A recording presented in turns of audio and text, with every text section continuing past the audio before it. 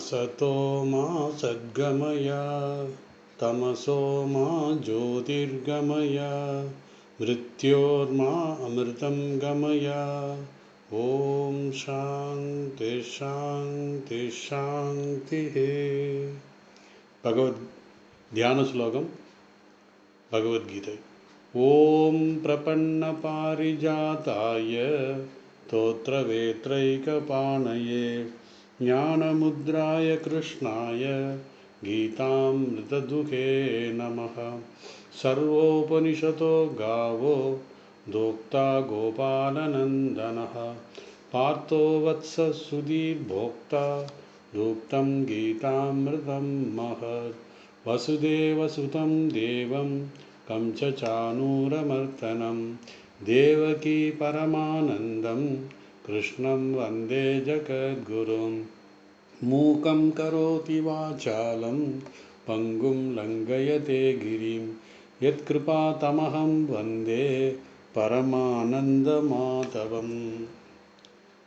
பகவத்கீதை 10வது அத்தியாயம் விபூதி யோகம். பகவானுடைய பெருமைகளை பார்த்துக்கிட்டு இருக்கோம். அதில் 30 போன வகுப்பில் முடித்தோம். இந்த 31 இன்னைக்கு. அதாவது அந்தந்த ஒரு முக்கியமான விஷயங்களை எடுத்துகிட்டு அதெல்லாம் நான் தான் சொல்லி ஒரு உன்னதமான விஷயங்களை எடுத்து சொல்கிறாரு. அந்த உன்னதமான விஷயங்கள் சொல்வதனால மற்றதெல்லாம் நான் இல்லைன்னு அர்த்தம் இல்லை, எல்லாமே பகவான் தான் அப்படின்றதுனால சொல்கிறாரு. ஸோ இப்போது 31வது ஸ்லோகம் வாசிக்கிறேன். பவனக பவதாமஸ்மி ராமக சஸ்திர விதாமகம் ஜஷானா மகரஷாஸ்மி ஸ்ரோதசாம் ஜாக்னவிஹி. பவனக பவதாமஸ்மி. பவனகன காற்றுன்னு அர்த்தம். அதாவது சுத்தம் செய்கின்ற, அதாவது பஞ்சபூதங்களில் தூய்மைப்படுத்துகின்ற பஞ்சபூதங்களில் பவனக காற்று நானாக இருக்கிறேன் அப்படின்னு சொல்கிறார். அதாவது தூய்மைப்படுத்துபவைகளுள் காற்றாக நான் இருக்கிறேன். ஆயுதம் ராமன்னா தர்மத்துக்காக வாழ்ந்தவர். ஆயுதம் பிடித்தவர்களுள் ராமனாகவும் இருக்கிறேன். மீன்களுள் மகரமாகவும் இருக்கிறேன். மகரம் அப்படிங்கிற ஒரு மீனாக நான் இருக்கிறேன். நதிகளுள் ஜாக்னவி, அதாவது கங்கைக்கு இன்னொரு பெயர் ஜாக்னவின்னு அர்த்தம். அதனால் நதிகளுள் கங்கையாக நான் இருக்கிறேன் அப்படின்னு சொல்கிறார். பகவான் விபூதிகள் பெருமைகளை சொல்ல ஆரம்பிக்கிறார். பவதாம் தூய்மைப்படுத்துபவர்களுள் பவனக நான் காற்றாக இருக்கிறேன். நமக்கு தெரியும் பஞ்சபூதங்கள் ஒவ்வொன்றும் ஆகாசத்தை தவிர மித்த எல்லாமே அது தூய்மைப்படுத்துவதற்காக நாம் பயன்படுத்துகிறோம். அதாவது ஒவ்வொரு பூதமும் தூய்மைப்படுத்தும் சாதனமாக நாம் பயன்படுத்துகிறோம். அதில் மிக மிக சூக்ஷ்மமானது தூய்மைப்படுத்தும் சாதனமாக காற்று இருக்கிறது. ஏன்னா ஆகாசாத் வாயு, வாயு அக்னி, அக்னி ஆபக பிருத்திவி. ஸோ ஆகாசத்துக்கு அப்புறம் அடுத்த சூக்ஷ்மமானது எதுன்னா காற்று. ஸோ ஆகாசம் தூய்மைப்படுத்த முடியாது, அது ஒன்றுமே ஆகாது. அதாவது அது நிர்குணம் அப்படிங்கிற மாதிரி சொல்லுவோம். அதனால் அடுத்தது அதை விட கொஞ்சம் சூக்ஷ்மமானது. ஆகாசம் மிக மிக சூக்ஷ்மமானது, வாயு அதை விட கொஞ்சம் கம்மி, சூக்ஷ்மம் கம்மி. அதனால் இந்த தூய்மைப்படுத்தும் சாதனங்களில் நான் பவனக காற்றாக இருக்கிறேன் அப்படின்னு சொல்லலாம். இந்த நாம் 5 பூதத்தில் 4 பூதம் ஆகாசத்தை தவிர 4 பூதங்களும் தூய்மைப்படுத்த பயன்படுத்துகிறோம். நமக்கு தெரியும் அக்னி எல்லாம் ஆரத்தி எடுக்கிறதுக்கு எல்லாத்துக்கும் தூய்மைக்கு ஒரு இதுவாக காமிக்கிறோம், தூய்மையாகும். ரெண்டாவது நம்ம செய்கின்ற யாகம் யஜ்யம் அந்த அக்னியில் கொடுத்து அந்த அக்னி அந்த நம்ம வேண்டுகின்ற தேவன்கிட்ட போகிற மாதிரி நமக்கு நம்முடைய சாஸ்திரங்கள்லாம் சொல்லப்பட்டிருக்கு. அதனால் இந்த 4 பூதங்களில் அக்னி தூய்மைப்படுத்தும் சாதனமாகவும், அதே போல் காற்று, தண்ணீர், பூமின்னு பிருத்திவி, இதுவும் தூய்மைப்படுத்தும் பூதங்களாக. அதில் சூக்ஷ்மமான பூதம் எது அப்படின்னா காற்றாக நான் இருக்கிறேன். அதுக்கப்புறம் ராமக சஸ்திர விருதாமகம், நான் ராமனாக இருக்கிறேன். சஸ்திர விருதாம், வில்லை ஏந்தியவர்களுள் நான் ராமனாக இருக்கிறேன். அதாவது ராமன் ஏன் வில்லை ஏந்தினார்? தர்மத்தை நிலைநாட்டுவதற்காக. எப்பெல்லாம் அதர்மம் வருதோ, யதா யதா தர்மஸ்ய கிளானிர் பவதி பாரதா அப்படின்னு சொல்லி அந்த தர்மம் எப்பெல்லாம் இது கீழே போகுதோ அப்போல்லாம் வந்திருக்கான். அந்த வகையில் அவதாரமாக ராமன் வில் எடுத்து தர்மத்தை நிலைநாட்டினார். அந்த வில்லை ஏந்திய ராமனாக நான் இருக்கிறேன். தர்மத்தை நிலைநாட்டும் அதற்காக அந்த ஆயுதத்தை ஏந்தி இருக்கின்றவர்களில் நான் ராமனாக இருக்கிறேன். ஸோ அந்த ஆயுதத்தை நல்ல காரியத்துக்காக பயன்படுத்துகிறார் ராமன். தீய பொதுவாக ஆயுதம் என்று பார்த்தால் அது நல்ல காரியத்துக்கும் பயன்படுத்தலாம், தீய காரியத்துக்கும் பயன்படுத்தலாம். ஒரு அரசன் போர் புரிகிறான் என்றால் மற்ற நாட்டை அபகரிக்க வேண்டும் என்று போர் புரியலாம், அல்லது தன்னுடைய நாட்டை எதிரிகளிடமிருந்து காப்பாற்றுவதற்கு போர் புரியலாம். ஸோ ஆயுதத்தை யார் கையில் இருக்கிறதோ அவன் அதர்மவாதி என்று சொல்ல முடியாது, அதே போல் தர்மவாதின்னு சொல்ல முடியாது. அவன் எதற்கு எதிர்க்கிறான், இன்டென்ஷன் என்ன, அவன் அந்த போருக்கு அந்த ஆயுதம் ஏந்தியதற்கு என்ன காரணம். அப்படி ஆயுதத்தை தர்மத்திற்காக மட்டும் பயன்படுத்தியது ராமபிரான். அந்த ராமனாக நான் இருக்கிறேன். அதுக்கப்புறம் ஜஷானாம் மகர சாஸ்மி. ஜஷானாம்னா மீன்களுக்குள் ஒரு முக்கியமான மீன் மகரம் அப்படிங்கிற ஒரு மீன், அதாக நான் இருக்கிறேன். அது மிகவும் உயர்ந்த வகையான மீன் என்று சொல்லப்படுகிறது. நம்முடைய சாஸ்திரத்துலலாம் அது மகர இதுன்னு சொல்லி மகர ராசியும் இருக்குது, மிதுன ராசியும் இருக்குது. மகரம் அப்படிங்கிறது ஒரு ஸ்பெஷல் வகையான மீன் அப்படின்னு சொல்லி. அதே மாதிரி ஸ்ரோதசாம்னா ஓடுகின்ற நதிகளுள் ஸ்ரோதசாம். ஜாக்னவினா கங்கைக்கு இன்னொரு பேர் நதிகள். அதாவது இந்த நதிக்கு மற்றொரு பெயர் ஜாக்னவி. கங்கை நிறைய பேர் இருக்கு கங்கைக்கு. அப்போ நதிகளுள் நான் கங்கையாக இருக்கிறேன். ஏன்னா கங்கையின் பெருமை நம்ம யாரும் சொல்ல முடியாது, அவ்வளோ ஒரு பெருமை வாய்ந்த ஒரு நதி. அந்த நதிகளுக்குள் கங்கையாக இருக்கிறேன். கங்கையினுடைய பெருமை எவ்வளவு இருந்தால் ஸோ அவ்வளவு மகிமை உயர்ந்ததாக இருக்கிறது. ஏன் நம்ம பெங்கால்லையும் சரி வடநாடுகளையும் சரி கங்கா பூஜைன்னாலே அடுத்த மாதம் வரும். கங்கா பூஜை ஜூலை மாதம், அதை ஏதோ ஒரு மாதம் சொல்லுவாங்க, அந்த மாதத்தில் வருது. ஸோ கங்கா பூஜை பண்ணுவாங்க. கங்கா பூஜை எப்படி கோவிலில் நம்ம விக்கிரகத்துக்கு பூஜை பண்ணுறோமோ அதே மாதிரி கங்கா தீரத்தில் உட்கார்ந்து கங்கைக்கு பூஜை, கங்கா தண்ணி எடுத்து கங்கைக்கே அபிஷேகம் பண்ணுவாங்க. எல்லாம் நல்லா அந்த பூஜையெல்லாம் நடக்கும். வடநாட்டிலையும் நடக்குது, அது வேலூர் மடத்துலேயும் என்ன பண்ணுவாங்க, பெங்கால்லையும் இது இருக்குது. கோவிலில் எப்படி பூஜை பண்ணுறாங்களோ அதே போல் மிக பக்தி பூர்வத்துடன் ப்ளஸ் அந்த இது நெய்வேத்தியத்தை எல்லாமே ஆரத்தி எல்லாமே செய்வாங்க. ஸோ கங்கையில் சாதுக்கள் சொல்லுவாங்க, கங்கையில் ஸ்நானம் செய்வதே ஒரு பெரிய தவம் அப்படின்னு சொல்லி சில சாதுக்கள் வட இந்தியாவில் சொல்லுவாங்க. ஏன்னா அந்த அவ்வளோ புனிதமானது கங்கை. டெய்லி காலையில் என்ன, இப்போ நீங்கள் நிறைய பேர் ராமதாஸ் ஒரு வடநாட்டில் இருக்கிறது பெரிய ஒரு மகான், இது மாதிரி பல மகான்கள். ஏன் வேலுமடத்திலே இன்னும் நம்ம சாதுக்கள் சில பேர் காலையில் எந்திரிச்சு சூரிய உதயத்துக்கு முன்னாடி 4:30 மணி 5 மணிக்கு எந்திரிச்சு கங்கையில் குளிச்சுட்டு வந்து தான் வேறு வேலை செய்கிறதுக்கு இப்போவும் இருக்காங்க அங்கே. அது மாதிரி வடநாட்டில் நிறைய சாதுக்கள் கங்கை கரையிலே வாழ்ந்து கங்கையில் ஸ்நானம் செய்வது ஒரு பெரிய தவமாக அவர்கள் செய்து கொண்டிருக்கார்கள்.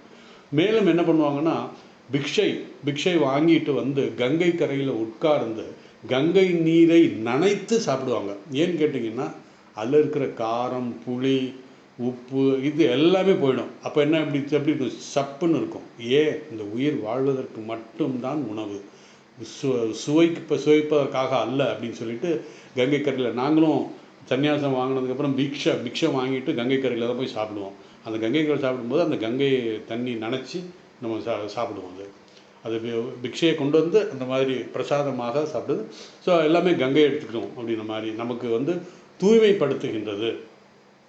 அந்த உப்பு எல்லாத்தையுமே நீக்கி வெறும் வாயில் சப்புன்னு இருக்கிற மாதிரி அந்த உணவு நம்ம சாப்பிடணும். இப்படி உடலை மனதை தூய்மைப்படுத்துவதில் கங்கையின் பெருமை அப்படின்னு சொல்லி நம்முடைய நிறைய புத்தகங்களும் இருக்குது, சாதுக்களும் சொல்லுவாங்க. அதுக்கப்புறம் அடுத்து இப்போ 32வது ஸ்லோகம். இப்படி கங்கையின் பெருமை ஒவ்வொன்றா அதே நானாக இருக்கிறேன். அதுக்கப்புறம் சர்க்கானாம் ஆதி அந்தம் ச மத்தியம் சைவஹம் அர்ஜுனா அத்தியாத்ம வித்யானாம் வாதக பிரவததாமகம் அர்ஜுனா, சிருஷ்டி பொருள்களுக்குள் நான் ஆதி நடு அந்தமாக இருக்கிறேன். வித்யைகளுக்குள் நான் ஆத்ம வித்யாக ஆத்ம ஞானமாக இருக்கிறேன். தர்க்கத்தில் நான் வாதமாக இருக்கிறேன் அப்படின்னு சொல்கிறார். இப்படி ஒன்று ஒன்றா இது நான் அது நான் அப்படின்னு சொல்லி தன்னுடைய பெருமைகளை சொல்கிறார். ஏன்னா நம்ம எதை பார்த்தாலும் பகவானுடைய பேர் ஞாபகம் வரணும் நமக்கு அப்படிங்கிற மாதிரி. அதே போல் இதுவரை உன்னதமான, அதாவது உயர்ந்த உன்னதமான விஷயங்களை எடுத்துக்கொண்டு அது நான் அது நான்னு சொல்கிறார். இங்கு பகவான் உபாதான காரணமாக சொல்கிறார். நான் ஆத்யம், அதாவது ஆதி மத்தியம் அந்தம் மூணுமே நான் தான் அப்படிங்கிறது அந்த உபாதான காரணத்தை இங்கேயும் சொல்கிறார். ஏன்னா நம்ம கண்ணதாசனுடைய பாட்டு கூட ஒன்று இருக்குது. ஒரு ரீசெண்டாக ஒரு இதில் நான் படித்தேன். இந்த கர்ணன் படத்தில் ஒரு பாட்டு வரும். அந்த பாட்டு சுச்சுவேஷன் கண்ணதாசன்கிட்ட போய் சொல்லி வெறும் 2 நிமிஷத்துக்கு நீங்கள் அந்த சுச்சுவேஷன் சொல்லிவிட்டு இந்த பாட்டு நீங்கள் இந்த மாதிரி ஒரு பாடு நீங்கள் போடணும் அப்படின்னு சொல்கிறார். அப்போது கண்ணதாசன் கொடுத்த என்னங்க 2 நிமிஷம் தான் கொடுத்துருக்கீங்க அப்படின்னு சொன்னாங்க. இல்லை ரொம்ப அர்ஜென்ட்டு அப்படின்னு சொல்லி அந்த 2 நிமிஷத்தில் ரொம்ப அருமையான ஒரு பாட்டை அவர் பாடுறாரு. அதில் அந்த 2-3 நிமிஷத்தில் ஹோல் 18 அத்தியாயம் கீதை அதில் அவர் சொல்கிறார். அப்படின்னா பாருங்கள் கண்ணதாசன் எந்த அளவுக்கு கீதை தரவாக வச்சுருக்காரு அப்படின்னு சொல்லி. ஸோ கண்ணதாசன் பாட்டில் மன்னனும் நானே அந்த பாட்டில் வரும். நான் கரெக்டாக அந்த பாட்டு ஆரம்பம் என்னன்னு தெரியல. மன்னனும் நானே மக்களும் நானே மரம் செடி கொடிகளும் நானே அப்படின்னு சொல்லி அந்த இதில் வரும். அந்த முதல் வரியில் சொல்கிற மாதிரி சர்க்கானாம்னா இந்த உலகத்தில். அப்போது அந்த உபாதான காரணங்கிறது அந்த பாட்டிலே வருது. மன்னனும் நானே மக்களும் நானே மரம் செடி கொடிகளும் நானே தான், எல்லாமே நான் தான் அப்படிங்கிற 3. அது அர்ஜுன விஷாத யோகத்தில் அந்த வில்லை கீழே போட்டுட்டு என்னால் ஒன்றும் பண்ண முடியாது அப்படின்னு சொல்லும் பொழுது கிருஷ்ணர் சொல்கிறாரு, நீ இந்த இடத்துல அந்த உன்னுடைய சுதர்மத்தை நீ விடக்கூடாது, நீ ஒரு சத்திரியன், அது இல்லாமல் தர்மத்துக்காக நீ போர் புரிகிற அப்படிங்கிறத ஞாபகப்படுத்தும் போது தான் அந்த பாட்டு வருது அந்த இது. ஸோ அந்த 18 அத்தியாயமும் அந்த 3 நிமிஷத்தில் கண்ணதாசன் எழுதுனதாக மிக அருமையான ஒரு பாட்டு. அது என்ன ட்ரை பண்ணி பாருங்கள். எனக்கு அந்த பாட்டு ஆரம்பத்தில் எங்கே ஆரம்பிக்குன்னு தெரியல. மேலும் இங்கே முதல் வரியில் சர்க்கா நாம் என்றால் உலகம். இந்த அனைத்து படைப்பிற்கும் எல்லா ஜீவராசிகளுக்கும் ஆதி காரணமாக நான் இருக்கிறேன். அதே மாதிரி அந்தம் முடிவாகவும் நான் இருக்கிறேன். இடையிலே மத்தியமாகவும் நான் தான் இருக்கிறேன். சிருஷ்டி ஸ்திதி லயம் 3ஐயும் இங்கே சொல்கிறார். இந்த மூணும் நானே காரணமாக, 3க்கும் நானே காரணமாக இருக்கிறேன் அர்ஜுனா அப்படின்னு சொல்கிறார். நானே அனைத்துக்கும் காரணமாக இருக்கிறேன். அதுக்கப்புறம் 2வது வரியில் சொல்கிறாரு, தத்துவங்களை எடுத்துக்கொண்டால் நானே அத்தியாத்ம வித்யா. எத்தனையோ வித்யா இந்த உலகத்தில் இருக்குது. ஆனால் ஆத்ம வித்யா அத்தியாத்ம வித்யா மாதிரி ஒரு வித்யா இல்லை. அதுதான் ஃபைனல். வித்யானாம் ஞானங்களுக்குள் அறிவுகளுக்குள் அத்தியாத்ம வித்யா, நான் ஆத்ம வித்யாக ஆத்ம ஞானமாக இருக்கிறேன். ஏன்னா இந்த உலகத்தில் விதவிதமான அறிவுகள் ஞானங்கள் எல்லா சப்ஜெக்டை பற்றியும் இருக்குது. நான் ஆத்ம வித்யாக இருக்கேன். அந்த எல்லா ஞானத்துக்கும் மூல காரணமாக இருக்கின்ற அந்த ஆத்ம வித்யா, எதை தெரிந்து கொண்டால் எல்லாம் தெரிந்து கொண்டதாய் ஆகிறாய் அப்படின்னு சொல்லி பிருகதாரண்ய உபனிஷத்தில் சொன்ன மாதிரி இந்த ஆத்ம வித்யா ஒன்றை தெரிந்து கொண்டால் எல்லா வித்தியையும் அறிந்தவன் ஆகிறான் அப்படின்னு சொல்லி. இதனுடைய பொருள் என்னவென்றால், இந்த உலகத்தில் விதவிதமான அறிவு இருக்கிறது. சாந்தோக்கிய உபனிஷத்தில் பார்த்தீங்கன்னா நாரதர் சனத்குமாரருடைய சம்பாஷணை இருக்குது. அதாவது 2 பேரும் பேசிக்கிறாங்க. நாரதர் சொல்கிறார். நாரதர் ரொம்ப சோகமாக ரொம்ப வருத்தத்தோடு இருக்கிறார். சனத்குமார்கிட்ட வர்றார். அவர் சந்தித்து சொல்கிறாரு, சனத்குமார்கிட்ட சொல்கிறாரு நாரதர், எனக்கு பல வித்தியைகள் தெரியும், எக்ஸப்ட் ஆத்ம வித்யா தவிர. அது பல வித்தியைகள் தெரியும். நட்சத்திர வித்யா, பூத வித்யா, அந்தரீஷ வித்யா, அப்புறம் ஜோதிஷம் எல்லாமே எனக்கு தெரியும்.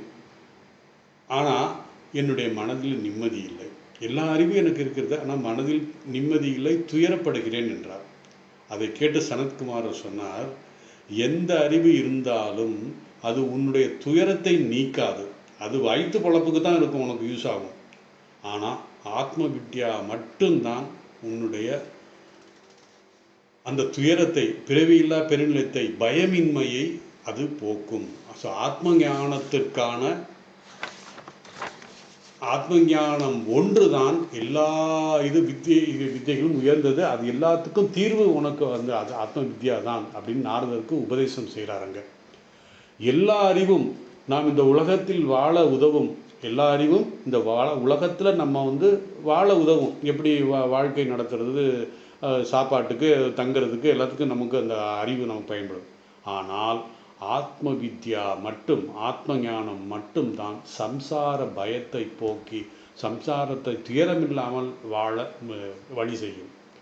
மற்ற அறிவுகள் வயிற்றுக்கு பயன்படுத்தலாம், வயிற்றில் வாழ பயன்படுத்தலாம். ஆனால் ஆத்ம வித்யா மனதிற்கு மரணமில்லா அறிவை தருகின்றது, மரணமில்லா ஞானத்தை தருகின்றது. ஸோ வயிற்றுக்காக பயன்படும் அறிவு பெற நாம் அதிகமாக இந்த உலகில் செலவு செய்கிறோம். எல்லா பறவையும் இப்போ பார்த்தீங்கன்னா latest AI technology plus data science இன்னும் என்னென்னமோ சொல்கிறாங்க. அதெல்லாம் என்ன, இப்போ இதுக்கு முன்னாடி என்ன இருந்தது? கம்ப்யூட்டர். இப்போ நான் காலேஜில் படிக்கும்போது கிளிப்பர், இன்னொன்று ஏதோ பேஸுன்னு வரும், அதுதான் கம்ப்யூட்டர் வந்து சொல்லி அதே வந்து பெருமை இருந்தான். ஆனால் இப்போ என்னென்னமோ C++ என்னென்னமோ அதெல்லாம் கடந்து போயாச்சு. இப்போ எவனும் அது மாதிரி C++ சொல்ல மாட்டேங்கிறாங்க யாரும். இப்போ என்ன ஏஐ டெக்னாலஜி, டேட்டா அப்படின்னு. ஸோ இந்த கம்ப்யூட்டர்ஸ், ஏஐ டெக்னாலஜி எல்லாம் இல்லைன்னா ஒவ்வொரு நாளும் அது மாறக்கூடியது. நம்ம அப்டேட் செஞ்சுக்கிட்டே இருக்கணும். அதை அப்டேட் பண்ணலைன்னா வேஸ்ட், அவ்வளோதான். அத்தோட முடிஞ்சது. அதனால் நம்ம கம்ஃபர்ட் கொடுக்கக்கூடிய மன அமைதி கொடுக்காது, நம்மளை கம்ஃபர்ட் தான் செய்யும். அதாவது வயிற்று பழப்புக்கு நம்ம அதை செய்யும். அதனால தான் நம்ம சொல்லலாம் கம்ஃபர்டபுள் பட் அன்ஹாப்பி அப்படின்னு சொல்லுவாங்க. அதாவது இந்த வித்யா, மற்ற அறிவு எல்லாம் கம்ஃபர்ட்டாக இருக்கலாம், ஆனால் அன்ஹாப்பியாக இருக்க முடியும் அப்படி சொல்கிறாரு. ஸோ இவைகள் எல்லாம் ஆத்ம வித்யா தான் மூல காரணம். மற்ற எல்லா வித்யாவுக்கும் யார் காரணம் அப்படின்னா இந்த ஆத்ம வித்யா தான். மேலும் ஆத்ம வித்யாவுக்கு 2 மகிமை இருக்கிறது. வேறு எந்த அறிவு, ஞானம் இவைகளில் எல்லாம் அனித்தியமானது, மாறக்கூடியது. அதாவது மற்ற எல்லா இதுவும் என்ன பண்ணும், மாறிடும், அனித்தியமாக இருக்கும், மாறக்கூடியதாக இருக்கும், அழியக்கூடியதாக இருக்கும், வஸ்துக்களாக இருக்கும் அந்த இது. ஆனால் ஆத்ம வித்யா அப்படி கிடையாது. ஈவன் உதாரணமாக எடுத்துங்க, மற்ற அறிவை சொல்கிறேன், மற்ற ஞானத்தை, இந்த உலகத்தில் இருக்கின்ற ஏஐ டெக்னாலஜி, கம்ப்யூட்டர், எது என்னாலும் படிக்கிறோம். அறிவை அடுத்த வருடம் அது அப்டேட் பண்ணணும். ஒவ்வொரு நாளும் அதை அப்டேட் பண்ணணும். இப்படி இந்த உலகத்தில் நாம் எந்த அறிவை பெற்றாலும் அது மாறக்கூடியது. அது எல்லாருக்கும் தெரியும். இப்போ இருக்கிற சிலபஸ் வந்து நம்ம படிக்கும்போது இந்த சிலபஸ் இருக்குது, இப்போவும் எவ்வளோ மாற்றம் இருக்குது, அப்படி மாறிக்கிட்டே இருக்குது. ஸோ இந்த ஆத்ம ஞானம் மட்டும்தான் என்றும் மாறாத சத்திய வஸ்துவாக இருக்கிறது. இது ஒரு பெருமை. 2வது பெருமை என்னன்னா, சங்கரர் சொல்கிறார், மோட்ச அர்த்தத்வாத் பிரதானம். எது? ஆத்ம ஞானம். மோட்ச அர்த்தத்வாத் பிரதானம் அப்படின்னு சொல்கிறார். மோட்சம்னா பிறவியில்லா பெருநிலை. அந்த மோட்சம் என்ற ஒரு ஞானம், ஆத்ம ஞானம் மட்டும்தான் மோட்சத்தை கொடுக்க முடியும். வேறு எந்த அறிவும் எந்த ஞானமும் இந்த மனதிற்கு ஒரு நிறைவோ திருப்தியோ தராது அப்படின்னு சொல்லி சங்கர் சொல்கிறார்.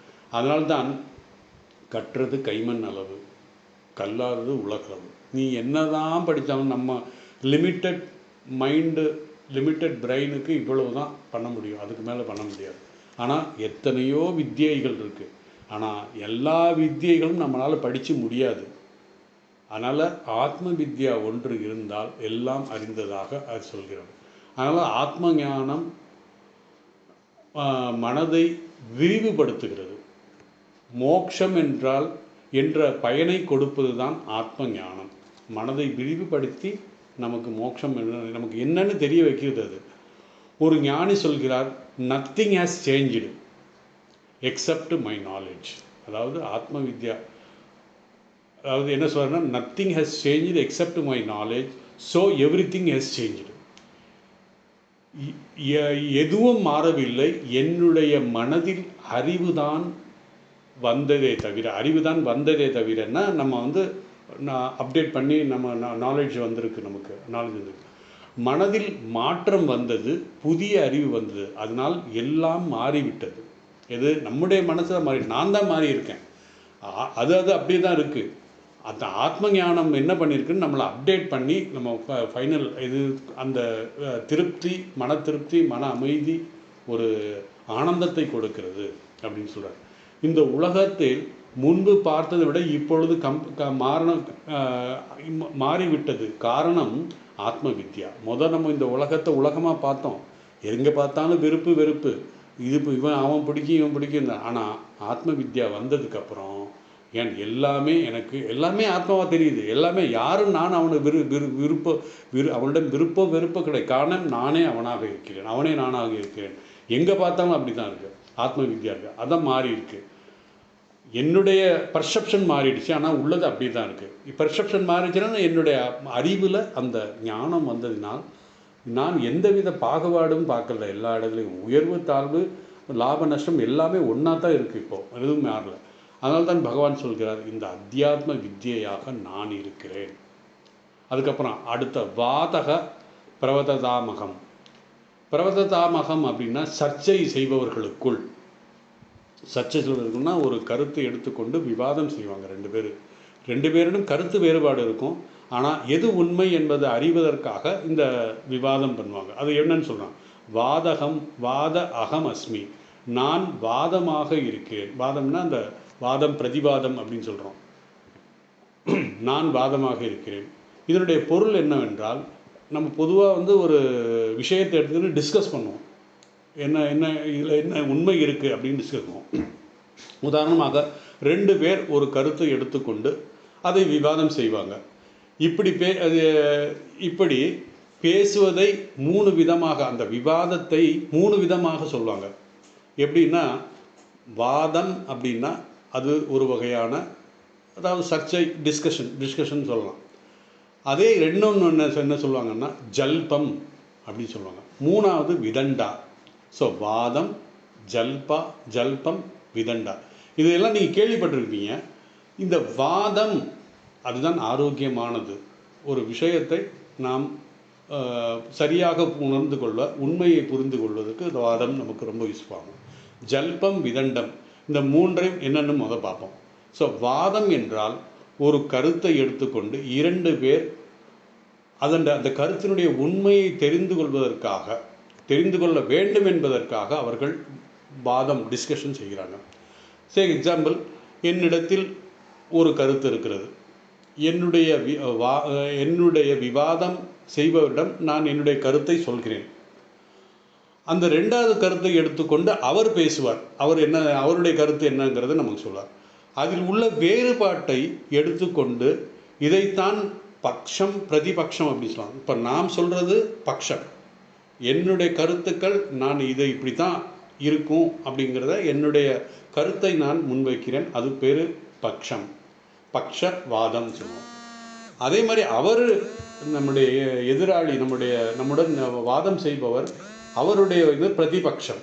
இதுதான் பார்த்திங்கன்னா நீங்கள் உபனிஷத்தில் எல்லாம் டிஸ்கஷன் அந்த சிஷியர்களெல்லாம் டிஸ்கஸ் பண்ணும்போது பார்த்திங்கன்னா வாதம், பிரதிவாதம், அவங்க அந்த உண்மை தெரிந்து கொள்வதற்காக பேசுவாங்க. ஸோ பிரதிவாதம் என்று சொல்கிறார். இந்த 2 வேறுபட்ட கருத்து எது உண்மை என்று தெரிந்து கொள்வதற்காகத்தான் வாதம் செய்கிறார்கள். இது வேறு எந்த நோக்கமும் கிடையாது. ஒரு விஷயத்தை எடுத்துக்கொண்டு என்னுடைய பர்செப்ஷன், என்னுடைய கருத்தை நான் முன்வைக்கிறேன். அதற்கு சில உதாரணங்கள் எல்லாம் வச்சு வாதம் செய்கிறேன். அதே மாதிரி பிரதிபக்ஷம் அவனும் அது வாதம் வைக்கிறான். ஸோ 2 பேரும் உண்மை என்னங்கிறத நம்ம கண்டுபிடித்து அதுக்கப்புறம் நம்ம அதை அக்செப்ட் பண்ணிக்கணும். அதுதான் வாதம். இந்த வாதத்திற்கு நமக்கு உண்மை கிடைக்கும். அதனால் நமக்கு ரொம்ப பிரயோஜனமாக இருக்கும். ஏன்னா அந்த டிஸ்கஷனில் நமக்கு இது ஒரு உண்மை தெரியுதுன்னா ஓகே, இது வாதத்தில் 2 பேரும் சரி, ரைட், இதுதான் உண்மை அப்படிங்கிற கடைசி 2 வேறுபட்ட கருத்து இருந்தாலும் கடைசி ஒரு உண்மைக்கு 2 பேரும் ஒன்று சேர்ந்துருவாங்க. இது ரொம்ப ஆரோக்கியமானது, பிரயோஜனமாக இருக்கும். ஆனால் 2வது ஜல்பம் அப்படின்னு சொன்ன பார்த்தீங்களா, இந்த ஜல்பம் ரொம்ப மோசமானது. மற்றவர் சொல்வதை காதிலே வாங்கிறதில்ல. அந்த மாதிரி ஒரு முடிவோடு வந்துடுறது அந்த வாதத்துக்கு. நான் சொல்வது தான் உண்மை, காதில் மற்றவன் சொல்வது காதில் வாங்குவதை சொல்வதை மட்டும்தான் நிலைநாட்ட வேண்டும் என்று நிறைய பேர் நம்ம பார்த்துருப்போம். அந்த மாதிரி ஒரு பெரிய சபையில் மீட்டிங்கெல்லாம் பார்க்கும்போது தான் என்ன நினைக்கிறானோ அதை நிலைநாட்டுவதற்காகத்தான் பேசுவோம். மற்றவங்க பேசுகிற காதிலே வாங்க மாட்டாங்க. ஸோ எதிராளியுடைய கருத்து எதை எடுத்து கொள்ளாமலும் எதுவுமே எடுத்துக்கலாமும் தன்னுடைய கருத்தை மட்டும் ஸ்தாபனம் செய்வதற்காக செய்வது தான் ஜல்பம். அதாவது அந்த நான் சொல்வது மட்டும்தான் உண்மை அப்படிங்கிறத அது அந்த வாதமாக இருக்காது. அதனால் அது பேருக்கு ஜல்பம் அப்படி சொல்லுவோம். மூணாவது விதண்டா. விதண்டா சொன்ன நம்ம நிறைய டே டு டே ஆக்டிவிட்டி பேச விதண்டாவாதம் பேசாத அப்படின்னு சொல்லுவோம். விதண்டா என்றால் நீ சொல்வது தவறு. ஏன் எதனால் என்று கேட்டால் நீ சொல்வதால் அது கருத்து தவறு, நான் அதே கருத்து நான் சொன்னால் அது சரி. இது எப்படி அப்படின்னா இந்த அவன் எதிராளி எப்படிப்பட்ட ஆளாக இருந்தாலும் சரி, நீ எதை சொன்னாலும் தப்பு, அதே கருத்து நான் சொன்னால் அதுதான் சரி. அதுக்கு பேர் தான் விதண்டா. இந்த மூணில் வாதம் ஜல்பம் விதண்டா இந்த மூணில் பகவான் சொல்கிறார் நான் வாதமாக இருக்கிறேன். ஏன்னா நம்ம நிறைய இதெல்லாம் பார்த்துப்போம். இந்த விதண்டா சொல்கிறதுக்கு என்ன சொல்கிறேன்னா நிறைய ஜோக்ஸ் எல்லாம் இருக்கேன். மருமகள் மாமியார் மருமகள்கிட்ட ஒரு பிச்சைக்காரன் வந்து பிச்சை கேட்குறான்.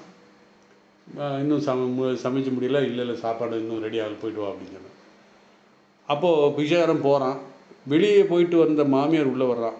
என்ன என் மருமகள் என்ன சொன்னான்? இல்லைன்ட்டா அப்படின்னா. அவள் என்ன சொல்கிறது அப்படின்னு சொல்லிட்டு வந்து அவள் வந்து நான் தான் இங்கே எல்லாமே சொல்லிட்டு நான் சொல்கிறேன் இப்போ இல்லை அப்படின்னு சொல்லி அது என்னென்னா விதண்டா அப்படின்னு இந்த ஜோக்கில் இருக்குது. இது விதண்டா அப்படின்னு சொல்கிறோம். ஜல்பம் என்பது நான் சொல்வது தான் உண்மை, நீ சொல்வது நான் காதிலே வாங்க மாட்டேன் அப்படிங்கிறது நான் சொல்கிறேன். இந்த ரெண்டு இல்லாமல் நான் வாதமாக பகவான் சொல்ல நான் வாதமாக இருக்கிறேன். இரண்டு மனது இருந்தால் நிச்சயமாக அந்த கருத்து வேறுபாடு வரும். அதை வாதம் செய்து எது உண்மை என்று அறிந்து கொள்வது ஆரோக்கியமானது. அது மேலும் ஒன்று சம்வாதம் என்று இன்னொன்று இருக்குது. இப்போ இது வந்து இந்த வாதம் ஜல்பம் விதண்டா அது விட்டுட்டு இன்னொன்று சம்வாதம். சம்வாதம் அப்படின்னா குரு சிஷ்யன் பேசுகிறது. குரு சிஷ்யனுள் தன்னுடைய அறிவை தத்வித்தி பிரணிபாதேன பரிப்பிரஷ்னேன சேவையா அப்படின்னு சொல்லி நம்ம 4வது அத்தியாயத்தில் பார்த்தோம். குரு சொல்வதை சிஷ்யன் தன்னுடைய அறிவை அந்த குருவினுடைய பாதத்தில் சரணடைந்து குரு சொல்வதை கேட்பான். அதுதான் சம்வாதம். அதில் சந்தேகம் வந்தால் குருவிடம் பிறகு கேட்டு அறிந்து கொள்வான். அவருக்கு சேவை செய்து கொண்டு அந்த அறிவை அவன் பெறுவான். இப்படி இருக்கும் சிஷ்யனுக்கு நடப்பது தான் சம்வாதம். அதாவது குருவோடு இருந்து அந்த அறிவை பெறுவது சம்வாதம். அதே போல் இந்த குருகுலத்தில் வசிக்கின்ற 2 சிஷ்யர்கள் அவர்களுக்குள் நடப்பது, அதாவது அவர்களுக்குள் அவர்கள் ஒரு அந்த சப்ஜெக்டை பற்றியோ குருநாதர் சொன்ன விஷயத்தை பற்றி சர்ச்சை செய்யும் பொழுது இந்த நான் சொன்ன மாதிரி வாதம் ஜல்பம் விதண்டம் எது வேணாலும் இருக்கலாம். ஏன்னா 2 சிஷ்யர்கள் தானே. வாதமாக இருந்தால் அது அவர்களுக்கு நல்லது. ஏன்னா உண்மையை தெரிஞ்சுக்கலாம். ஏன்னா நான் ஒரு மாதிரி புரிஞ்சுக்கிட்டேன் குருவோடைய கருத்தை, நீ ஒரு மாதிரி புரிஞ்சுக்கிட்ட. அப்போ குருவோடைய இன்டென்ஷன் என்ன, 2 பேரும் டிஸ்கஸ் பண்ணி ஒரு முடிவுக்கு வந்து உண்மையை பெற்றால் பிரயோஜனமாக இருக்கும். ஜல்பமாக இருக்கலாம். ஏன்னா அவர் சில சிஷ்யர்கள் என்ன எனக்கு எல்லாம் தெரியும் அப்படின்ற மாதிரி சில கருத்துக்களை சொல்லி எதிராளியினுடைய கருத்தை காதிலே வாங்காமல் இருக்கிறது அது ஜல்பம். அதே மாதிரி இன்னும் சில சிஷியர்கள் சொன்னாங்க நான் சொன்னால் தான் சரி அப்படின்ற மாதிரி சொல்கிறது விதண்டம். இப்படி 3 வகையான இது. அதே மாதிரி சம்வாதம் அப்படின்னா அதனால் உயர்ந்தது எதுனா சிஷியர்களுக்குள் வாதம்தான் நடைபெற வேண்டும்.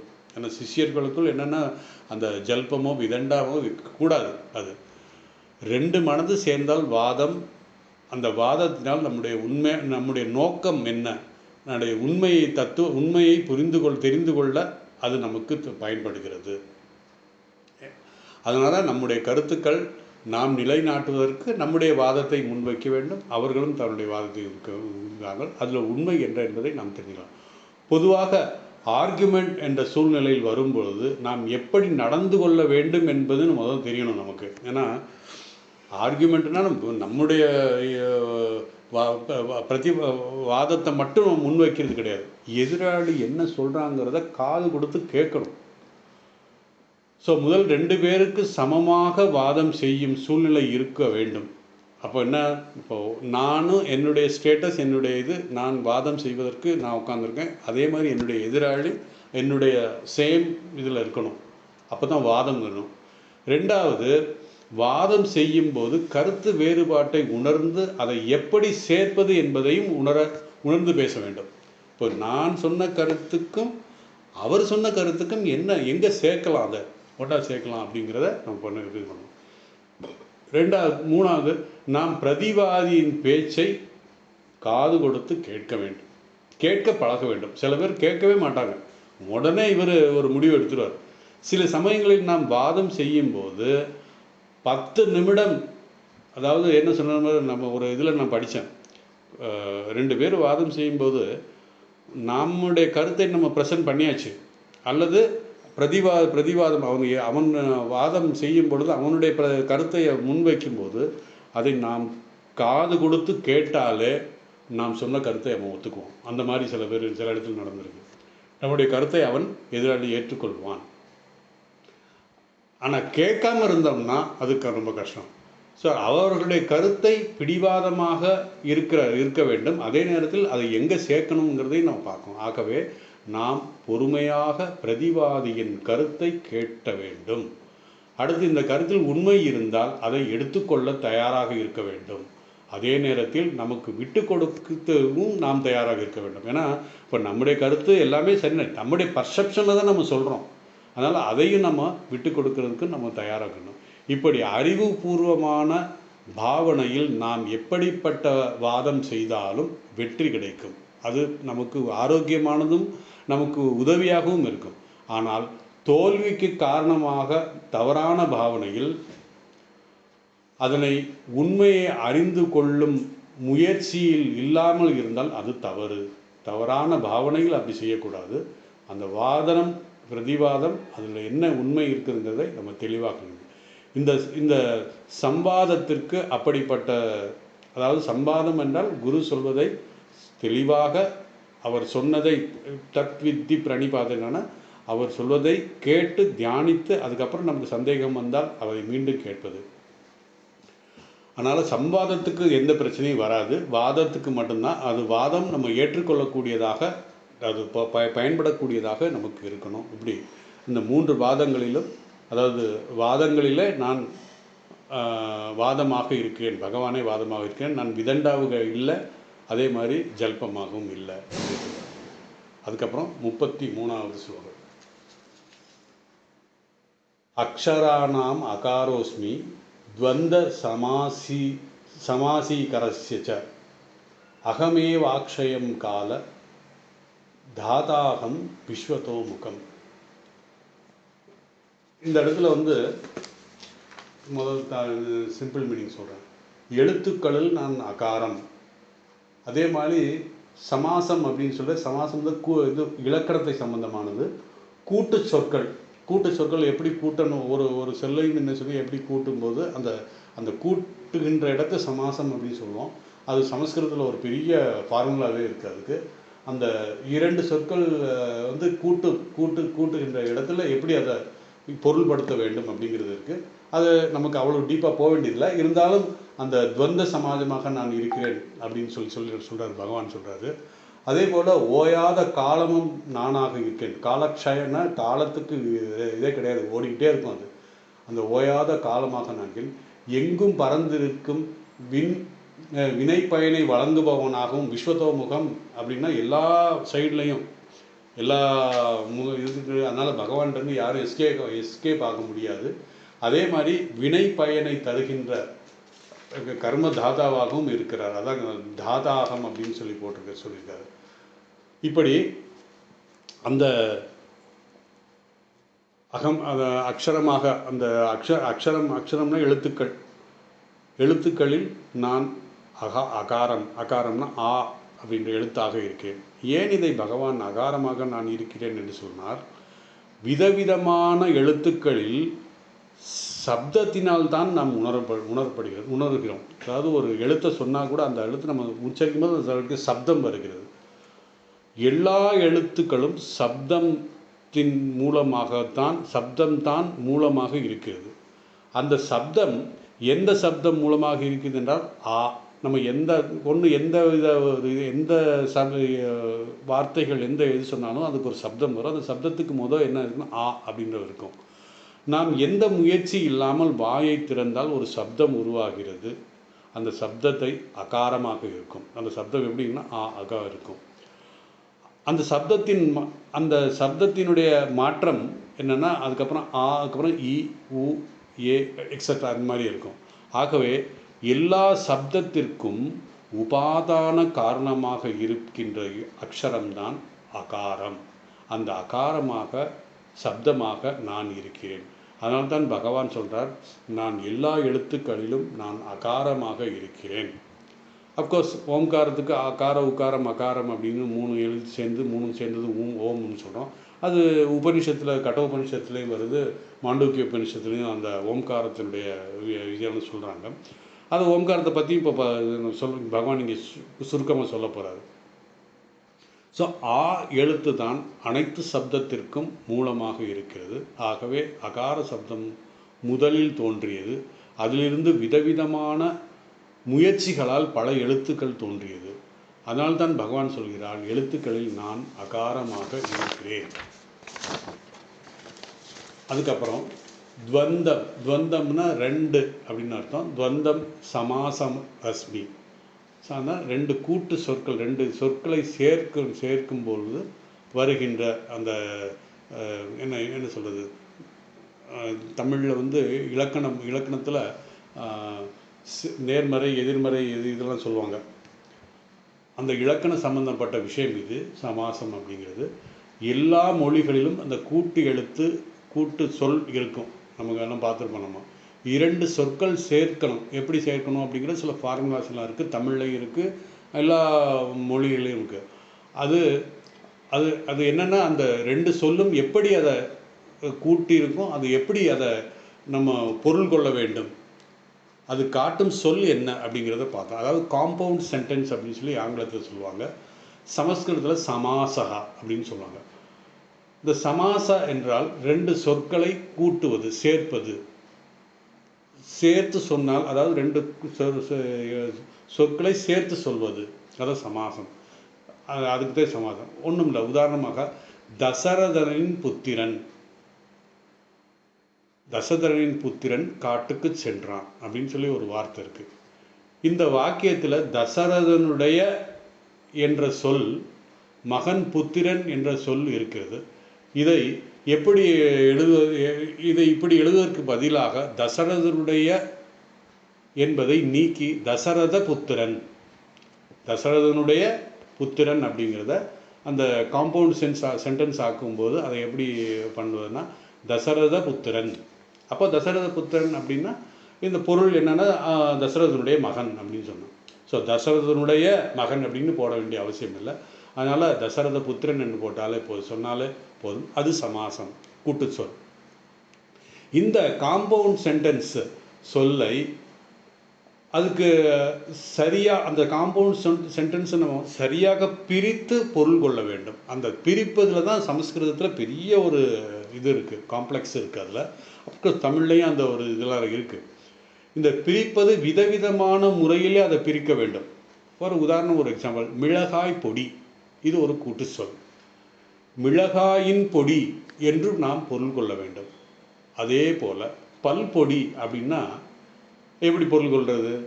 பல்லினுடைய பொடி கிடையாது, பல்லினால் ஆன பொடின்னு கிடையாது, பல்லுக்கு பயன்படும் பொடி, பல்பொடி அப்படின்னு சொல்லி நம்ம பொருள் கொள்ள வேண்டும். அப்படி இந்த 2 கூட்டு சொல்லை எப்படி, இதே தான் மிளகாய் பொடி, பல்பொடி, ரெண்டுமே இதுதான், கூட்டு சொல் தான். ஆனால் இது எப்படி பொருள் கொண்டோம், இது எப்படி பொருள் கொண்டோம். இதனால ஒவ்வொரு அந்த கூட்டு சொல்லை எப்படி பொருள் கொள்ள வேண்டும் அப்படிங்கிற அந்த சமாசத்தினுடைய மூலத்தை நம்ம புரிந்து கொள்ள வேண்டும். அந்த வகையில் துவந்த சமாஜம், 2 சொற்களுடைய கூட்டு இதில் நானாக இருக்கிறேன் அப்படின்னு சொல்லி இப்படி சொற்களை சேர்த்து கவனமாக பிரிக்க வேண்டும். நம்ம வந்து கொஞ்சம் கவனம் இருந்துச்சுன்னா வேற ஒரு பொருள் இருக்கணும். விதவிதமான சமாசங்கள் இருக்கிறது. விதவிதமான முறையில் அதை பிரிக்க வேண்டும். உதாரணமாக ஜெகத்குரு, இதன் பொருள் என்ன? ஜெகத்தின் குரு, உலக குருவாக இருக்கிறார் அப்படின்னு பொருள். ஜெகத்குரு அப்படின்னு, ஜெகத்குரு உலகத்திற்கு குரு. ஒரு தடவை ஒரு பக்தர் காஞ்சி பெரியவாட்ட போய், அவர் பெரியவர் இதே சமாசத்தை வேற ஒரு மாதிரி சொன்னாராம். அவர் இந்த ஜெகத்குருவை பற்றி அவர் கேட்டபோது அதே சமாசத்தை, அதாவது ஜெகத்குருவுக்கு மகா பெரியவர் சொன்ன பொருள் என்னன்னா, நான் ஜெகத்தின் குரு அல்ல, ஜெகத்குரு என்பது யாருக்கு ஜெகத் குருவாக இருக்கிறதோ அவர் ஜெகத்குரு. அது இந்த ட்விஸ்ட் பண்ணுறாரு பாருங்க. யாருக்கு ஜெகத் குருவாக இருக்கிறதோ, யாருக்குன்னா இந்த யார் ஒருவருக்கு இந்த உலகம் குருவாக இருக்கிறதோ அவர் தான் ஜெகத்குரு அப்படின்னு சொல்லி இந்த ஜெகத்குருங்கிற வார்த்தைக்கு ஒரு புது வகையான விளக்கம் கொடுக்குறார். அதனால் அதுதான் ஜெகத்குரு அப்படிங்கிறார். இப்படி பலவிதமான சமாசத்தை அந்த பிரிப்பதில் இருக்கின்றது அந்த ட்விஸ்ட்டு. மேலும் புராணத்தில் பார்த்தீங்கன்னா ராமேஸ்வர என்பதற்கு ராம ப்ளஸ் ஈஸ்வர எப்படி பிரிக்கலாம், ராமேஸ்வர அப்படின்னு சொல்லி. இந்த ஈஸ்வரன் என்பதற்கு சிவபெருமான் என்று பொருள் அல்லது தலைவன் என்று பொருள். நாரதருக்கு ஒரு சந்தேகம் வந்தது. அவர் என்ன பண்ணாரு, ராமேஸ்வரர் அப்படிங்கிறது இந்த பிரிப்பதில் ராம ஈஸ்வரர் அப்படின்ற ராமனுக்கு குரு ஈஸ்வரனா, அதாவது சிவபெருமானா அப்படின்ற மாதிரி ஒரு சந்தேகம் அவருக்கு வந்தது. என்ன பொருள் அப்படின்ட்டு போய் கேட்டார். அதாவது அவர் சந்தேகம் வந்தது, இந்த ராமேஸ்வரம் என்ன பொருள் என்று சிவபெருமானிடமே போய் கேட்டார். அதற்கு அவர் சொன்னார், ஒரு சமாசத்தில் சொன்னார், ராம ஈஸ்வரன் யாருக்கோ என்று பதில் சொன்னார். ராம ஈஸ்வரன் யாருக்கோ அப்படிங்கிற மாதிரி சொன்னார். ஸோ அவருக்கு என்னடான்னு புரியல. ஸோ சிவபெருமானுக்கு தலைவனாக ஈஸ்வரனாக இருப்பது ராமன். பிறகு அதே எடுத்துக்கொண்டு போய் விஷ்ணுவிடம் போய் கேட்டார். அவர் சொன்ன பதில் ராமஸ்ய ஈஸ்வரக, ராமனுடைய தலைவன், ராமனுடைய ஈஸ்வரன், ராமனுக்கு ஈஸ்வரன் அப்படிங்கிற சொன்னார்.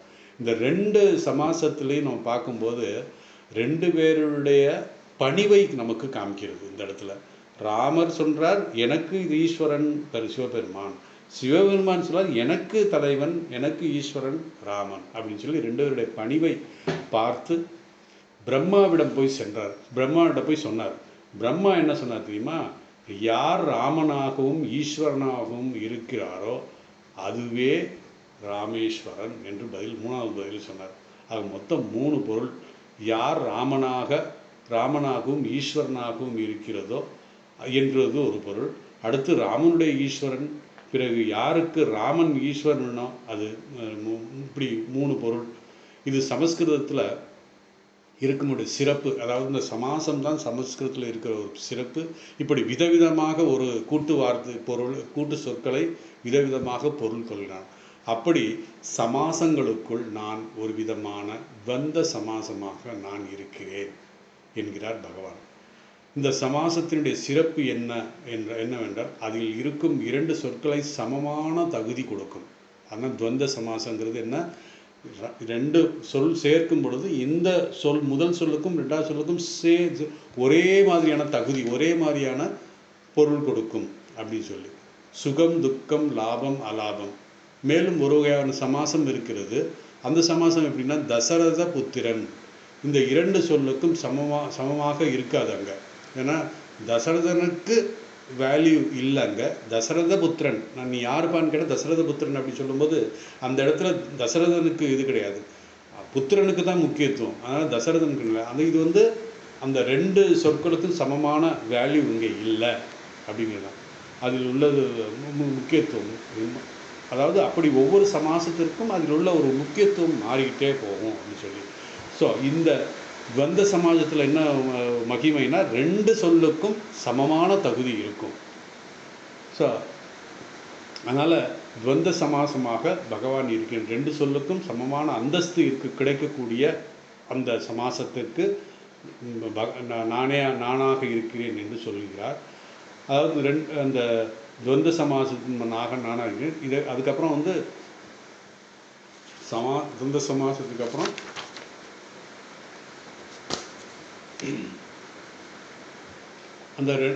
அந்த ரெண்டு சொல்லுக்கும் சமமான அந்தஸ்து இருக்கிறது.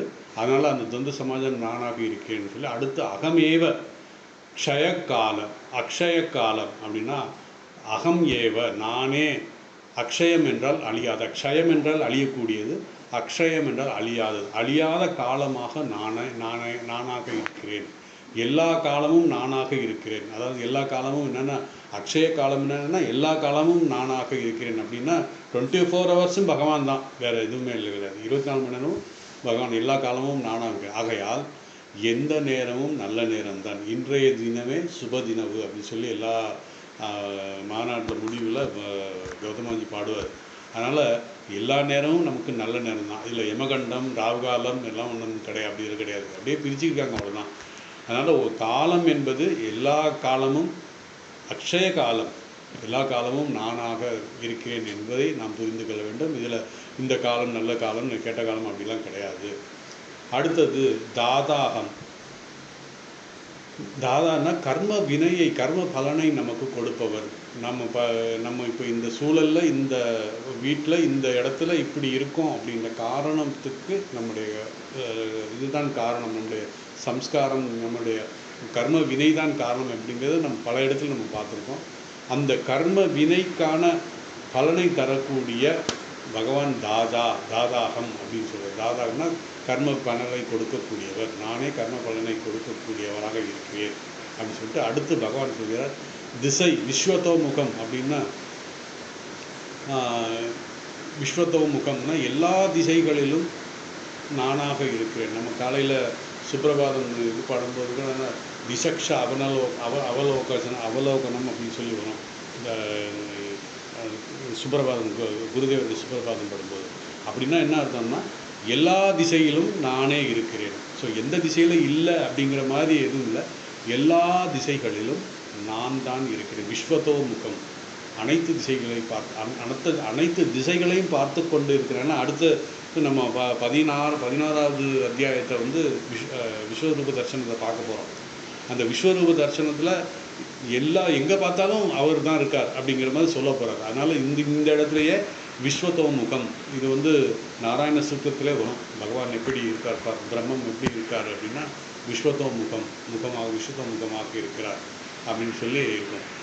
அதனால் அனைத்து திசைகளையும் பார்த்து கொண்டு பகவானுக்கானால் பகவானுக்கு தெரியாமல் பகவான் இல்லாத இடம் எதுவுமே கிடையாது அப்படின்னு சொல்லி சொல்கிறார். இதுக்கு வந்து நம்ம ஏற்கனவே நம்ம சொல்லியிருக்கதான் புரந்தரதாசருடைய ஒரு கதை. புரந்தரதாசர் தன்னுடைய குருவிடம் பாடம் படிச்சுக்கிட்டு இருக்காரு. தன்னுடைய குருவோட நிறைய சீடர்கள் இருக்கிறார்கள். அந்த புரந்தரதாசர் ஒரு உன்னதமான ஒரு சிஷ்யர். ஒரு நாள் அந்த சீடர்களை டெஸ்ட் பண்ணுறதுக்காக தன்னுடைய குருநாதர் என்ன பண்ணுறார், தன்னுடைய பக்தர் ஒருவர் நல்ல நேந்திரம்பழம், கேரளத்தில் இருக்கிற மாதிரி நேந்திரம்பழமே பச்சை செவ்வாழையோ நல்ல பழமாக நிறைய கொண்டு வந்திருந்தார். அவர் என்ன பண்ணார், தன்னுடைய சீடர்களை எல்லாம் அழைத்து எல்லாருக்கும் ஒரு வாழைப்பழத்தை கொடுத்து யாரும் பார்க்காத மாதிரி நீ இதை சாப்பிட்டு வரணும், சாப்பிட்டுட்டு நாளைக்கு எனக்கு சொல்லணும் அப்படின்னு அந்த குருநாதர் சொல்கிறார். ஏன்னா அவர் பாடம் அன்னைக்கே இந்த விஸ்வத்தோமுகத்தை பற்றி பேசியிருக்கார். அப்போது புரந்தரதாசர் யோசித்தார், சரி அப்படின்னு சொல்லிட்டு எங்கே போய் நான் சாப்பிட்றது, யாரும் பார்க்காம இருக்கிறது, விஸ்வத்தோமுகம் பகவான் எல்லா இடத்துலையும் இருக்காரு, நான் எப்படி இந்த இங்கே இல்லை அப்படின்னு சொல்லி. சில சிஷ்யர்கள் என்ன சொன்னாங்க, தன்னுடைய அறையில் போய் உட்காந்து சாப்பிட்டாங்க, யாருமே இல்லை அந்த அறையில் சொல்லி. சில சிஷ்யர்கள் தன்னுடைய அங்கவஸ்திரத்தை மறைத்து கொண்டு சாப்பிட்டார்கள். இப்படி ஒவ்வொருத்தரும் புரந்தரதாசர் யோசித்தார், ஒன்றுமே இல்லை, பகவான் இல்லாத இடமே இல்லையே, இது எப்படி நான் இது பண்ணுறது அப்படின்னு சொல்லிட்டு காலையில் திருப்பி எல்லா சீடர்களும் கூடுறாங்க. அங்கே புரந்தரதாசர் தன்னுடைய கையில் வாழைப்பழத்தோடு திரும்புகிறார். என்னடா அப்போ குரு கேட்குறார், என்னப்பா நீ சாப்பிடலையா என்ன? இல்லை குருநாதரே, நான் எல்லா திசையிலையும் பகவான் இருக்கிறாரு, நான் எப்படி யாருக்கும் தெரியாமல் நான் சாப்பிட முடியும் அப்படின்னு சொல்லி சொன்னபோது அப்போ குருநாதர் புரிந்து கொண்டார், அது உண்மையிலே ஒரு அறிவார்ந்த சீடன் உண்மையை புரிந்து கொண்டான், நான் சொன்ன விஷயத்தில் உண்மையை புரிந்து கொண்டான் அப்படின்னு சொல்லி புரந்தரதாசரை இது பண்ணுறாரு. இப்படி விஸ்வத்தோமுகம் எல்லா திசைகளையும் நோக்கி எல்லா நேரங்களையும் பகவான் தான் இருக்கிறார் அப்படிங்கிறத இது எதுக்கு சொல்கிறோம்னா, நம்ம நிறைய கால நேரமெல்லாம் பார்ப்போம். இதெல்லாம் பார்க்க வேண்டிய அவசியம் கிடையாது. கால நேரம் எதுக்கு பார்க்குறோம் அப்படின்னா, எந்த நேரத்தில் நம்ம ஒரு காரியத்தை அதாவது குளிக்கிறது, திருமஞ்சனத்துக்கு டைம் சொல்லுவாங்க, அதாவது பகவானுடைய திருமஞ்சனத்துக்கு டைம் சொல்லுவாங்க. அந்த மாதிரின்னா அந்த நேரத்தை அந்த குறிப்பிட்ட நேரத்தில் குளிக்கணும் அப்படிங்கிற ஒரு இதத்துக்கு தவிர அந்த நேரத்தை குளிக்கிறது நல்லது அப்படின்லாம் கிடையாது. அந்த நேரத்தில் குளிக்கணும் அப்படிங்கிற காலத்தை அந்த மாதிரி ஒரு இது பண்ணி சொல்கிறாங்க. இனி 34வது ஸ்லோகம். இந்த 34வது ஸ்லோகத்தை முடிச்சிடலாம்னு நினைக்கிறேன். ஏன்னா அடுத்து 35 அடுத்த வகுப்பில் நம்ம இதை முடிச்சிடலாம். வேகமாக தான் பண்ணணும். 34 என்னென்னா, மிருத்யு சர்வ மிருத்யு அது எப்படி இருக்குன்னா, சர்வ ஹர சாகம் சர்வ அரசாகம். இந்த மிருத்யு எப்படிப்பட்டது? எல்லாவற்றையும் அழிக்கக்கூடியது. உத்பவக்ஷ பவிஷ்யதாம் அப்படின்னு சொல்லி, மிருத்யு சர்வஹரா சாகம் உத்பவச்ச பவிஷ்யதாம். கீர்த்தி ஸ்ரீ வாக் நாரீனாம் ஸ்மிருதி மேதா திருதி க்ஷமா. அதாவது ஆண்கள் பெண்களை பற்றிய முக்கியமான சில வேல்யூஸ் இந்த ஸ்லோகத்தில் சொல்லப்பட்டிருக்கிறது. ஸோ இதை நம்ம ஷார்ட்டாக தான் இருக்குது, நம்ம முடிச்சிடுவோம். இன்னும் நான் இதை பற்றி டீட்டெயிலாக அது சொல்லணும்னு நினைக்கிறேன், பட் டைம் கிடைக்க மாட்டேங்குது. நிறைய நான் நோட் பண்ணி வச்சுருக்கேன். ஸோ இப்போ இந்த 34வது ஸ்லோகம் தான், இந்த உலகத்தில் வெளிப்பட்டிருக்கும் மங்களகரமான உன்னதமான விஷயங்கள் என்னுடையது என்று இந்த ஸ்லோகத்தில் சொல்கிறார். இங்கு அதாவது அப்போது நம்ம மங்களம் மட்டும்தான் பகவான்னா, அமங்கலம் ஒன்று இருக்கு அது பகவான் இல்லையானா அதுவும் பகவான் தான். அமங்கலமும் பகவான் தான். எல்லாமே நானாக இருக்கேன். எல்லா திசையிலும் இருக்கும்போது அந்த கெட்ட திசை நல்ல திசை அப்படிங்கலாம் கிடையாது. எல்லாமே நம்முடைய பர்செப்ஷன் அப்படி இருக்குது, நம்ம பார்க்குறோம். அதுவும் அமங்கலமும் நானாக இருக்கேன். எல்லோரும் மரணத்தை கண்டால் பயம் எல்லாருக்கும். இப்போது ஒருத்தருக்கு என்ன இதுன்னா, அவருக்கு என்ன பயம்னா, கடைசி அவன் வேறு எதுக்காக பயப்படலாம், ஆனால் மூல காரணம் என்னவா இருக்குன்னா, மரணத்தால் மட்டும்தான் பயம். எல்லாத்துக்கும் பயம்தான். மரணம்னாலே பயம். புராணங்களில் பல அசுரர்கள் கடுமையான தவம் செய்து நம்ம பார்த்துருக்கோம். நிறைய அசுரர்கள் கடுமையான தவம் செய்து அவர்கள் முடிவில் பகவானுடைய தரிசனமும் பெற்று, பகவான் கேட்பார், உனக்கு என்ன தரிசனம் என்ன வரம் வேண்டும் என்று கேட்பார். அப்போ அந்த அசுரன் என்ன சொல்லுவான், நான் இதற்காக மரணம் அடையக்கூடாது, இந்த அஸ்திரத்தால் மரணம் அடையக்கூடாது, இவனால் மரணம் அடையக்கூடாது, ஆணால் மரணம் அடையக்கூடாது, பெண்ணால் மரணம் அடையக்கூடாது, மனிதர்களால் மரணம் அடையக்கூடாது, இப்படி பல நிபந்தனைகள்லாம் வைப்பாங்க. இப்படி மரணம் வரக்கூடாது என்று கேட்பார்கள். அப்படி அவர்கள் செய்த கடுமையான தவத்தின் பலனாக அந்த மரண பயத்தை அவரால் நீக்க முடியாது. ஏன்னா மரணம் என்பது என்ன சொல்கிறது, இல்லாமல் மரணம் இல்லாமல் முடியாது, நீக்க வல்லதல். மரணமையும் அவர்களுக்கு நீக்க முடியாது. அவன் எப்பேற்பட்ட வரம் கெட்டிருந்தாலும் அதுக்கு அவனுக்கு நிச்சயமாக மரணம் இருக்கும், வரத்தான் செய்யும். ஸோ மரண பயத்தை நீக்க வேண்டும் என்றால் ஒரே ஒரு வழி ஆத்ம ஞானம். மரண பயத்தை நீக்க முடியும், அந்த ஞானத்தை மட்டும்தான் நீக்க முடியும். அப்படி எல்லா ஜீவராசிகள் பயப்படும் அந்த மிருத்யுவாக நான் இருக்கிறேன். ஆக மரண காலத்தில் யாரோ என்னை கூட்டிகிட்டு போகிறாங்கன்னு கிடையாது. யாரும் வரல, பகவான் தான் வர்றாரு. எப்படி அவர் யம தர்மராஜா வர்றான்னு நம்ம நினைக்கிறோம். ஆனால் மிருத்யுவாக நான் இருக்கிறேன். மரணம் வந்தால் யார் வர்றாங்க? பகவான் தான் வர்றாரு, வேறு யாரும் வரல. இந்த மரணத்துக்கு அடைமொழி தான் சர்வஹர. சர்வஹரன்னா அனைத்தையும் எடுத்துக்கொள்ளக்கூடியவர் யார்? மரணதேவன். மரணதேவன் என்றால் பகவான் தான் எல்லாமே எடுத்துக்கிறான். ஏன்னா அவர் தானே கொடுத்தார் நமக்கு. அனைத்தையும் எடுத்துக்கொள்கிறார். அனைத்தையும் நாசம் செய்யக்கூடியவர் அவர் தான். உற்பத்தி செஞ்சார், அவரே நாசம் பண்ணுகிறார். அப்படி அதுவும் நானாக இருக்கிறேன். உத்பவஸ்ய ச பவிஷ்யதாம். உத்பவஸ்ய என்றால் வளர்கின்ற ஒரு விஷயங்கள் எதாக இருந்தாலும், கல்வி, செல்வம், எது வேணாலும் நம்ம கொஞ்சம் கொஞ்சமாக வளர்ந்ததுன்னா நம்ம ரொம்ப சந்தோஷப்படுவோம்.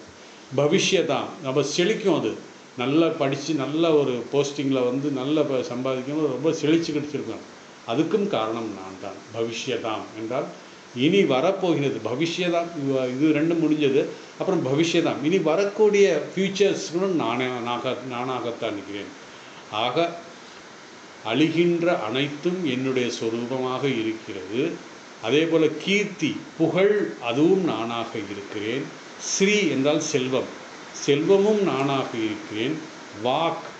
வாக் என்றால் அந்த பேச்சு திறமை, அதுவும் நானாக இருக்கிறேன். அதாவது அந்த ஒருவனுடைய வாக்கு நல்லா பேசக்கூடிய அதுவும் பகவானுடைய அருளால் தான் கிடைத்திருக்கிறது. அதே போல் நாரீனா பெண்களுக்கு புகழ் வாக்காக நல்ல வாக்கை பேசுவாங்க பெண்கள். அதாவது நல்ல பெண்கள் நாரீனா அவர்களுடைய எத்திக்ஸ் என்ன அப்படின்னா புகழ், அவர்களால் புகழ் நமக்கு வரும், நல்ல வாக்குகள் பேசுவாங்க. ஸ்மிருதி நல்ல நினைவு மனதில் வந்து நல்ல, அதாவது மெமரி பவர் நிறையா இருக்கும். மேதா மனதில் பதிய வைக்கக்கூடிய சக்தி அவர்களுக்கு இருக்கிறது. அதே மாதிரி திருதி, இந்த வேல்யூஸ் எல்லாம் யார் அப்படின்னு கேட்டால் பகவான் தான். எது? ஸ்மிருதி, மேதா, அதாவது பதிய வைக்கக்கூடிய சக்தி, அதே மாதிரி வாக்கு நல்ல வார்த்தைகள் சொல்லக்கூடிய சக்தி, புகழ், இதுக்கெல்லாம் திருதி உறுதியான திறமையானது, க்ஷமா பொறுமை, எல்லாமே யார் அப்படின்னா பகவான் தான். அது யாருக்கு இருக்குன்னா பெண்களுக்கு இருக்குது. ஸோ பெண்கள் ஸ்ரீ, செல்வம், கீர்த்தி, வாக், அது எல்லாமே நானாக இருக்கிறேன் பெண்களுக்கு. அதே மாதிரி ஆண்களுக்கு ஆண்மையாக நான் இருக்கிறேன். அந்த பெருமையெல்லாம் அவர்களுக்கு இருக்கிறது. அவர்களுடைய வீர தீரங்கள் எல்லாம் நம்ம வந்து அதுவும் நானாக இருக்கிறேன் அப்படின்னு சொல்லிட்டு இந்த 34வது ஸ்லோகத்தை நம்ம முடிக்கிறோம். இனி 35 மோஸ்ட்லி அடுத்த இதில் இந்த 10வது அத்தியாயத்தை முடிச்சோம். 35லேருந்து 42 வரைக்கும் தான் இந்த ஸ்லோகம். 41, 42 அது ஒன்றும் இல்லை, இதே மாதிரி தான் சீக்கிரமே நம்ம இந்த அத்தியாயத்தை முடிச்சிடலாம் அடுத்த வகுப்பு. அதுக்கப்புறம் அதுக்கு சில முக்கியமான உதாரணங்கள் அது நம்ம டீட்டெயிலாக அப்புறம் நான் அக்ஷரானாம் மரங்களில் நான் வந்து அஸ்வத்தனாக இருக்கிறேன். ஏன் அந்த அஸ்வத்த மரத்துக்களுடைய சிறப்பு என்ன அப்படிங்கிறதெல்லாம் சில விஷயங்கள்லாம் நான் அங்கங்கே ஒரு பதிவு வச்சுருக்கேன். அதே மாதிரி தேவரிஷிகளில் நாரதனாக இருக்கிறேன். ஏன் தேவரிஷிகள் நாரதனாக இருக்கிறார்? கந்தர்வங்களில் சித்திரரதனாக நான் இருக்கிறேன் அப்படின்னு சொன்னார். ஸோ அவங்களுடைய முக்கியம். அதே மாதிரி அசுரர்களில் நான் வந்து பிரகலாதனாக இருக்கிறேன் அப்படின்னு சொல்கிறார். அது அவருடைய பெருமைகள் என்ன அப்படிங்கிறத ஒரு ஷார்ட்டாக வந்து நான் அடுத்த வகுப்பில் நினச்சேன். ஓம் வசுதேவசுதம் தேவம் கம்சசானூரமர்த்தனம் தேவகி பரமானந்தம் கிருஷ்ணம் வந்தே ஜகத்குரும்.